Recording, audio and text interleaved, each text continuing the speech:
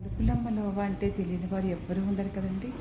తలుపులమ్మ లోవ శ్రీ తలుపులమ్మ తల్లి అంటే తలుపులమ్మ, తలపులమ్మ, మనం తలుచుకున్నవన్నీ తీర్చే తల్లి మన తలుపులమ్మ అమ్మవారు. అయితే మనం ఈ దర్శన భాగ్యం అయితే మనకి ఎంతో అదృష్టం చేసుకుంటేనే మనకి ఈ భాగ్యం అయితే కలిగిందండి. మీరు కూడా అమ్మవారి దర్శనం చేసుకుని అందరూ కూడా ధన్యులు కండి. జై తలుపులమ్మ తల్లి.